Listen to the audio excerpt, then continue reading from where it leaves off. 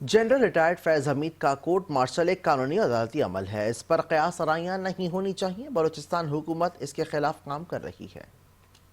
DGISPR lieutenant general Ahmad शरीफ चौधरी ने senior सहाफ़ियों को briefing देते हुए कहा कि हम खुल्लम खुला ऐलान करते हैं जब हमला करते हैं। अक्टूबर में हमने अफगानिस्तान पर हमला किया और सबको बताया। उन्होंने कहा कि दहशत गर्दी के खिलाफ कमेटियां बनी हुई हैं। DGISPR ने कहा कि बलूचिस्तान की हुकूमत दहशत गर्दी के खिलाफ नेशनल एक्शन प्लान के तहत पूरी तरह अमल दरामद कर रही है। उनका कहना था कि जनरल रिटायर्ड फैज हमीद का कोर्ट मार्शल एक कानूनी और अदालती अमल है। कोर्ट मार्शल मामले पर क़यास आराइयों से गुरेज किया जाए। जैसे ही अमल दरामद होगा, इस पर कोई फैसला आएगा, हम आपको बताएंगे। लेफ्टिनेंट जनरल अहमद शरीफ चौधरी ने कहा कि बॉर्डर के ऊपर फौज और FC बॉर्डर मैनेजमेंट कर रही है। दोहा और इस्तांबुल मुज़ाकरात में हमने सब कुछ समझाया है। वो लोग कभी कहते हैं 6000 TTP के दहशतगर्द पाकिस्तान में दाखिल कर देंगे। DGISPR ने कहा कि वो लोग अपने बच्चों को गलत सबक सिखा रहे हैं। वो लोग ग्रेटर पश्तूनिस्तान की बात करते हैं। अफगान हुकूमत में शामिल आला ओहदेदार खुद बयान दे रहे हैं कि हम हमला करेंगे।